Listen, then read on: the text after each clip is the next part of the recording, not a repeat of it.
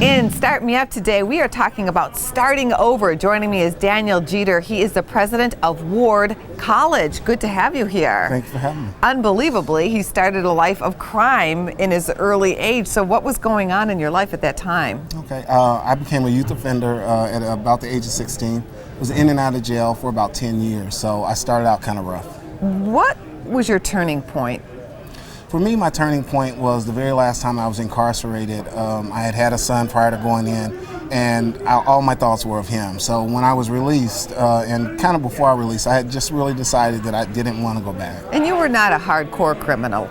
No, I was a thief. So, I would steal, I would try to get over, I did things that I knew that weren't right. But like a lot of offenders, when you get out, you have very few options. You do. In fact, you were turned down for a job at McDonald's. Yes. Because of your background. Yes, I was turned down at McDonald's totally, was hired at Pizzeria Uno's in Cal Park for one day. My background check came back and I was terminated. It was chasing you down. So you decided there was a way around this. What did you do? For me, and for a lot of people that don't realize it, a good way around it is education.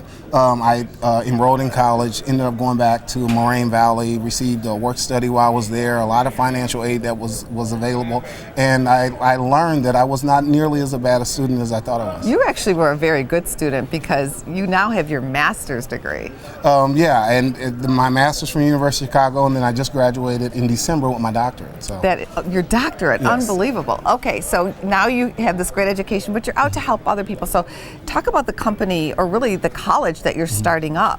So a few colleagues and I decided to open up a college. We call it Ward College, named after Glenn and Adelaide Ward, a very strong African-American family from the south side of Chicago. And our goal is to show that there are hundreds of Daniel Geiters out there, individuals who have never been successful in education, but can use that to lift themselves up now.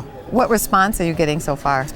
Our response is overwhelming. I mean, we have a bunch of community partners lined up. We're working with the Apostolic Church of God, St. Sabina Church, the city colleges. The mayor's office has been very helpful in the process. So as we begin to build up steam and we make our final announcements later this fall, I think a lot of people will be surprised at the capacity we have. You're also affiliated with a university.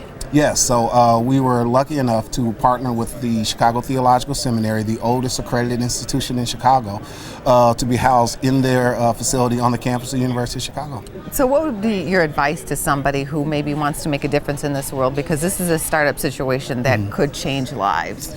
I would say to anyone that wants to make a change, to work within and to go back to school. It doesn't matter what you want to go for, whether it's for a degree or a certificate.